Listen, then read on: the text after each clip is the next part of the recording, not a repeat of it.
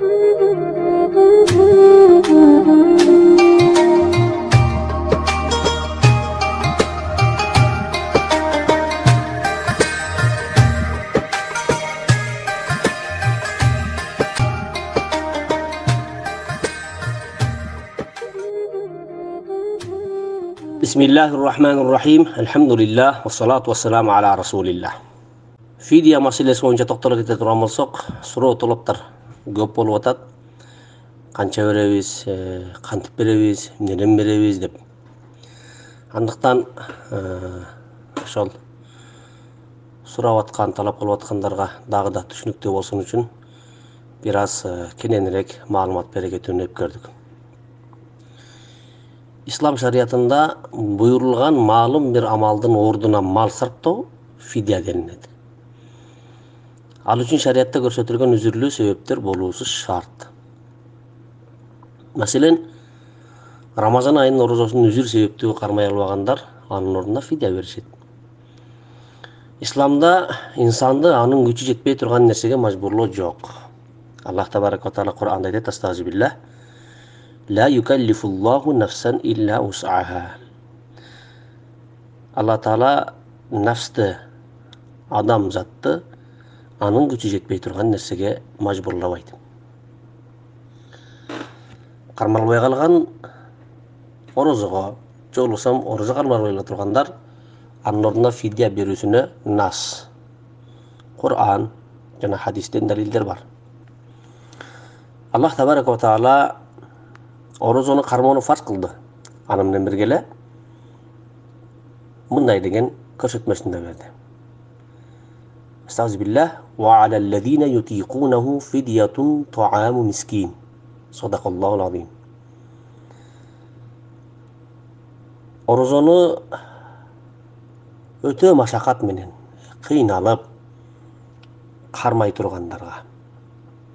Jolусам муну la yutiqunahu деп та tafsirlerde айтышат, кармай албагандарга деп. Алардын мойнуна fidya, bir miskiндин тамагын ошонун өлчөмүнчө бар, берүү шариатта бар экен. Демек муну Алла Таала Бакара сүрөсүнүн 184-аятында айтып атат.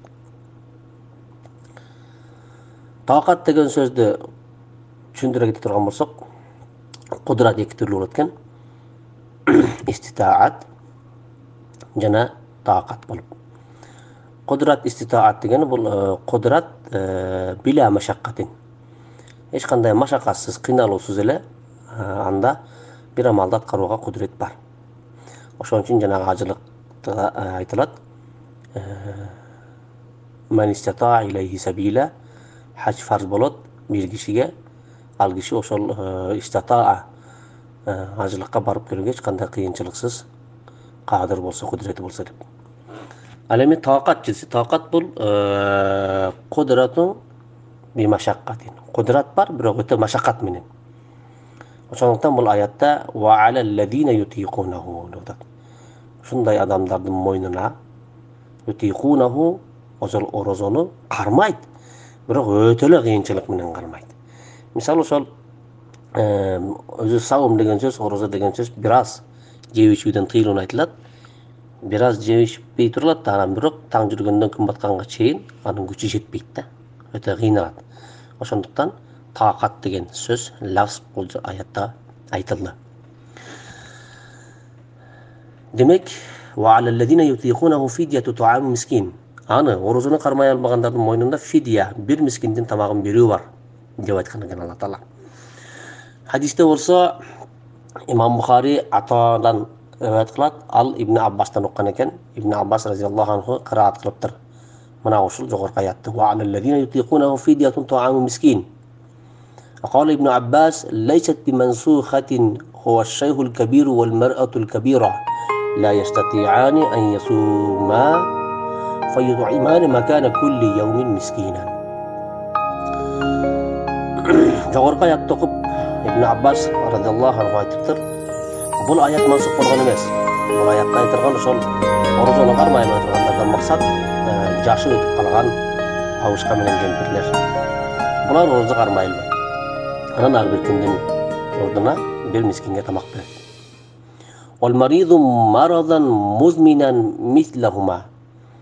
Жанагындай хронический оорулар болсо, өнөкөт оорулар болсо, ал оорунун себебинен орозо кармай албаса адам, тагыраак айтканда врач дарыгер ага кеңеш берди. Сиз орозо кармаганга болбойт. Ден соолугуңузга, өмүрүңүзгө кооп бар дей турган болсо, мындай адамдардын өмүрүндө жогоруда айтылган карып калган абышка кемпирдин өкүмүндө болот фидия берүүдө. Бул карылыгы себептүү, анан орозо кармай албагандар, же болбосо ошол оорусу себептүү орозо кармай албагандар үчүн фидия берүүнүн шариятта жолго коюлушу мындай жөн жерден эмес, муну хикматы өтө сонун да. Анда жакырлардын пайдасы менен бирге ошол орозо кармай албаган кишилердин аны аткара албагандыгы үчүн болгон өкүнүчүн жеңилдетүү да бар. Эми мен орозо кармай албайт экенмин, катардагы адамдардан чыгып каламбы, анан Кудай алдында кандай жоопкерчилик болот деген кыжалатчылык болот да орозо кармай албаган адамга. Анан шарият сен кыжалат болбо, сага мындай жол бар деп фидияны көрсөтүп берди. Демек ал жоопкерчиликтен кутулат. Бул бир. Экинчиси, ал ошол фидия деп берген каражаты менен экинчи бир мусулман бир тууганы, жакыр адамды, мискин адамды да кубантып атат. Анын акысы да бар.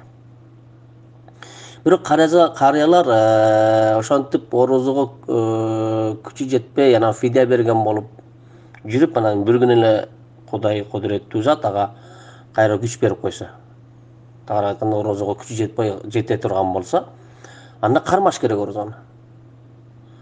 Жанагы фидия ал кармай албай турган адамдарга айтылган да. Демек, жогоруда келтирген аятта көрсөтүлгандар таптакыр орозо кармоого жарабаган, күндөн күнгө денеси алсызданып бараткан кары чал кемпирлер, өлүм төшөгүндө жаткан карыялар жана сакайыбысынан үмүт болбогон оорулуулар. Мындай оорулуу адам өзү жаш болсо эле өлүм төшөгүндө жаткан карыялардын өкүмүндө болот. Мындай тайпадагы адамдар орозо кармоо мүмкүнчүлүгүнө ээ болбогондугу үчүн ордуна фидия берүүсү жолго коюлган. Орозо кармоодо убактылуу кыйынчылыкка учурап, андан кийин дагы орозо кармоо мүмкүнчүлүгүнө ээ болгон оорулуулар бар. Жанагындай алардын оорусу өнөкөт эмес. Алардын өкүмү орозо кармоодо кудум жанагы кош бойлуу аял жана эмизген баласы бар аялдарга эле окшош. Анан мусапырларга окшош. Себеби кош бойлуу аял орозо кармабайт, бирок ал фидия да бербейт. Качан ал төрөп баласы чоңойгондон кийин ошол кош бойлуу учурунда өткөрүп ийген орозолорун бир күнүнө бир күн каза кармап берет. Бала эмизген аял деле ошол орозо кармасам балама зыян болот десе, ага да шарият орозо кармабай койгонго уруксат берет. Бирок бул деле фидия бере албайт. Ал кийин баласы чоңойгондон кийин бир күнүнө бир күн каза кармап берет. Мусапырлар да ошондой. Мусапырларга да Алла Таала сапардын машакатын эске алып, шариятыбыз ошол оозун ачып алганга уруксат берген. Бирок кайра сапар бүтүп үйүнө келгенден кийин, айт намаз өткөндөн кийин ал ошол канча күн сапарда жүрүп орозо кармабаган болсо, күнүнө күн орозо кармап берет. Булар фидия бере албайт. Демек жанагы убактылуу кыйынчылыкка учурап, кээде ооруп, кайра сакайып жүргөн оорулуулар бул фидия өкүмүнө кирбейт. Фидия эмнеден берилет, канча сом берилет деген суроолор да көп. Мисалы үчүн 150 сом, 200 сом экен деген мындай бир өзүнчө ушундай сөздөр деле чыгып калыптыр. Мен ошого да түшүндүрүп берип кетейин. Ал фидияту кал фитрати деген сөз бар. Фидия бул ошол фитр садаканын дал эле өзүндөй болот да. Мисалы, фитр садаканы билесиздер, 5 вариант менен чыгып келатат. Буудай, уун, арпа, анан корма, мейиз болуп келатат. Быйыл 2022-жылы эмеден алымдар кеңешинен чыккан фатвада өлкөбүздөгү буудайдын, уун, арпа, корма, мейиздердин орточо баасын эсепке алгандагы буудай, уун, анан мейиз үчөөсүнөн 1,6 килограммды орточо баасында алынган. Ал эми корма менен арпа болсо, ага 2 эсе 3,2 килограммдын баасы эсепке алынган. Ошондо корма менен буудай менен эсептегенде 1,6 килограмм 56 сом болот экен. Уун 1,6 килограмм 80 сом. Ал эми арпанын 3,2 килограммы 103 сом. Корманын 3,6 ondan 2 kilogram 3,2 kilogramı 596 сом болуп, мейизин 1,6 килограмм болсо 717 сомду түзүптүр. Демек, садака фитр мына ушулардан берилген. Эми бул садака фитрди биз түшүндүрүүдө айтабыз, жанагы адамдардын социалдык абалына каралат.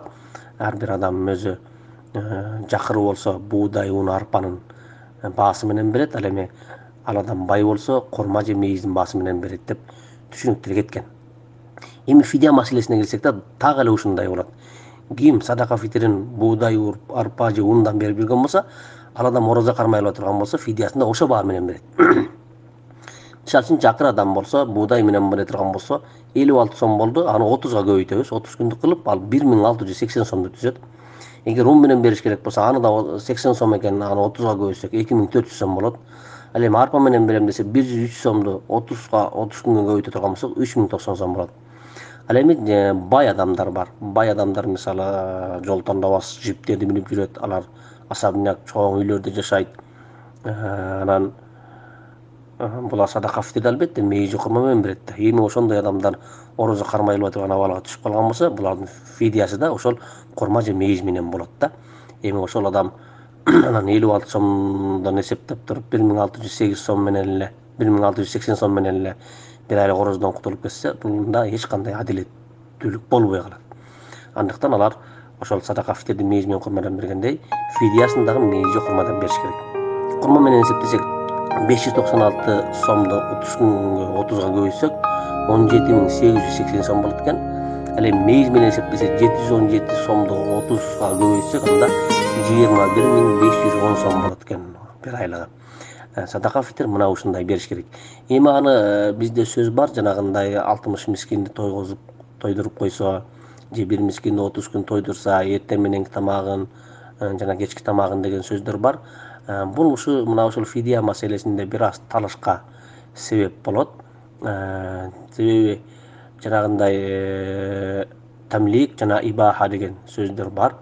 Мисалы үчүн зекет, үшүр сыяктууларды тамлик кылып бериш керек. Тамлик деген сөз ошол алган адамга ошол зекет же үшүр деп алган нерсесин каалагандай иштетүү мүмкүнчүлүгүн жаратып бериш керек.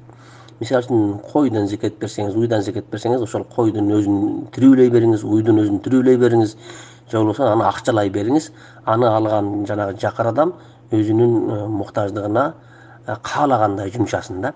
Эгер сиз аны мисалы зекетке бериле турган койду союп, аны этин бышырып, шорпа кылып берип койсоңуз, мында тамлик болбойт.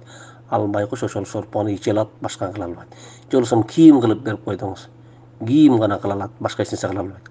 Демек аны ошол зекеттерди тирүүлөй, мал болсо мал, жандыктар болсо тирүүлөй, же акчасын берген жакшы. Жанагындай үшүрдү дагы ошол эгиндин өзү менен бериш керек, же болбосо баасын бериш керек да.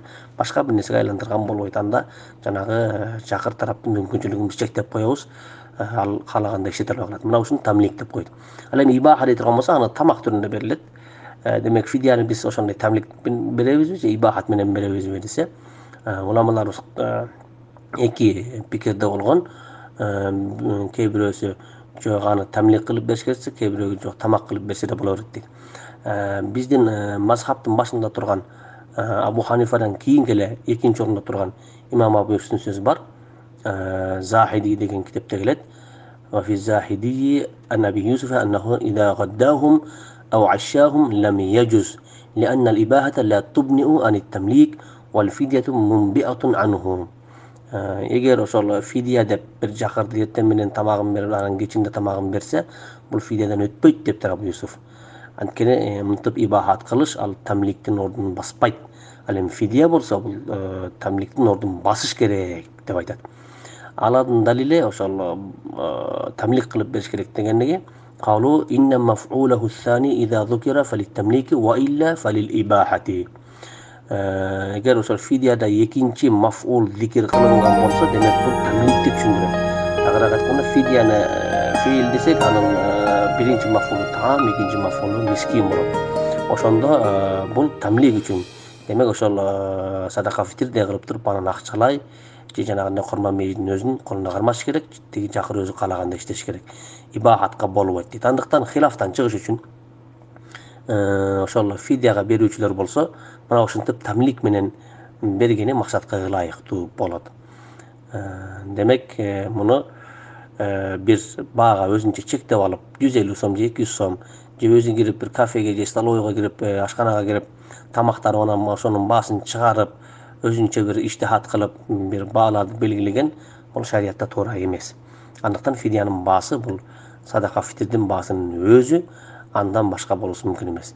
Janagynday tamak kılıp berүү meselesinde alımlar ekipke dolup bolat degenlerde oşol berilgen tamaktın basy sadaka fitrden basynyň tömen bolbosun degen şart koyulgan.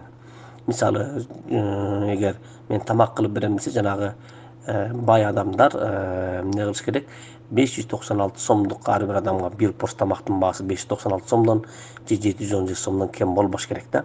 Kedeyler eger emelatgamsa 56 so'mdan 680-100 degендей muna şunu dese sözsüz etibar kılınat. Andaktan biz şunu akçalay berip koyganybız dağı da maksatka laýyktуу bolat. Allah tebaraka ve taala barыбыз noruzubuzdu kabul kılsın. Orup жатқан emelerge bütün tuğanlarına şifa bersin, kariyalarımızga, ata-enelerimizge güç kuvvet bersin. Allah'ın mına uşunda buyurgan farzların, ibadatlarının atkaruga bardığımızga Allah Teala tawfik bergen bolsun. Assalamu aleykum ve rahmetullahi ve berekatuhu.